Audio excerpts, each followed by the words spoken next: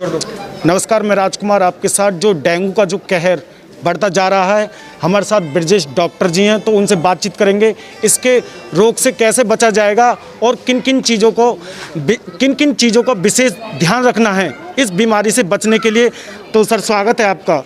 Sir, इस dengue घातक बीमारी जो फैल रही है तेज़ी से, इससे कैसे बचा जाएगा और क्या क्या इसकी बढ़ने की प्रक्रियाएँ हैं, किस तरह परिवार को इस रोग से बचना है?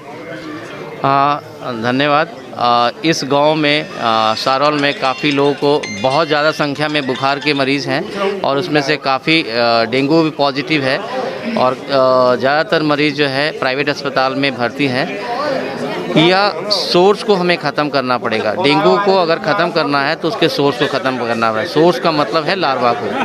अगर हम लार्वा तक पहुंच पाए तो हमें ये कामयाबी मिल जाएगी। और लार्वा पहुंचने के लिए यह जो लार्वा है अंडे देते हैं फ्रेश वाटर में, कूलर का पानी जमा हो, डब्बे हो, टायर हो, फ्रिज के पीछे हो, ये सारे जो है जगह पे ही अंडे देते हैं। अगर हम अपने घरों में साफ़ सफाई कर लें और उसको देख ले, चेक कर लें, तो हम एक दिन में ही लार्वा को ख़त्म कर सकते हैं। क्योंकि पूरे गांव में हर घर में जा कर के किसी विभाग का या किसी खास व्यक्ति को बहुत समय लगेगा।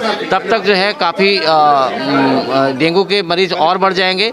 इसलिए मुझे आग्रह है सभी गाँव वासियों से कि वो अपने घरों में चेक करें। उसके लार्वा कीड़े जैसे होते हैं, जिसमें आप अगर सीख से हिलाएंगे तो मछली की तरह से हिलेंगे और यह फ्रेश वाटर में ही होंगे। तो ये फ्रेश वाटर को आपके घर के अंदर कहाँ पानी जवाब है उसको चेंज करें, बदलें। तो जैसे ही हम साफ़ सफाई करेंगे यह सोर्स ख़त्म हो जाएगा और मुझे उम्मीद है कि 1-2 दिन में फिर ये कंट्रोल हो जाएगा। डॉक्टर साहब, जो घर में इस डेंगू बुखार का जो पीड़ित रोग है, क्या उससे कैसे उसके साथ साफ सफाई या कैसे उससे बचाव किया जाएगा, कैसे उसके साथ व्यवहार करना है, या इसके बारे में?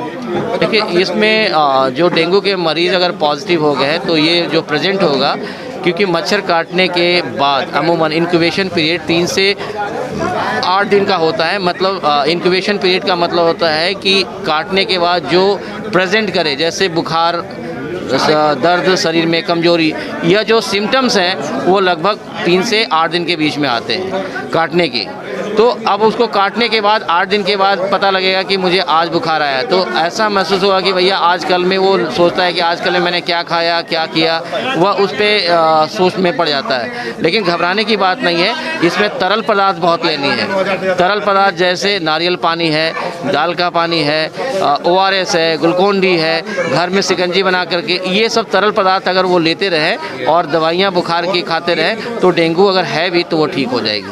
सर, अगर डेंगू रोग का जो पीड़ित रोग हो जाता है वो घबराता है, इससे घबराना किसी प्रकार का भय तो नहीं है? अगर इलाज ना हो तो ये वाकई में जानलेवा है, तो सही वक्त पे इसका इलाज भी शुरू हो जाना चाहिए। मैं पहले ही कह रहा हूँ कि डेली जो है आपके गांव में कैंप लग रही है, यहाँ पे जांच भी कराएं और दवाइयाँ भी लें। और जो भी सलाह है आप पूछ सकते हैं, हम भी हैं, मैं भी डेली आ रहा हूँ और साथ में हमारी टीम भी आ रही है। तो आप जितने सवाल पूछ सकते हैं जिससे आपको जानकारी मिलेगी। और आप इस गांव में देखेंगे कई बार पैम्पलेट भी लगा हुआ है, उस पैम्पलेट में सारी चीज़ें लिखी हुई हैं।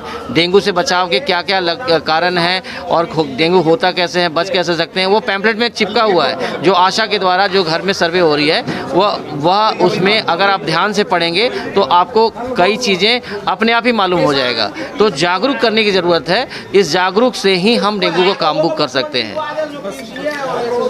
तो हमारे साथ में ब्रजेश डॉक्टर जी से अभी हम सारौल में मौजूद हैं। इस वीडियो को ज़्यादा से ज़्यादा शेयर करें और अपने बच्चों को डेंगू से बचाव के लिए इस वीडियो को दिखाएं और आगे तक शेयर करें। नमस्कार।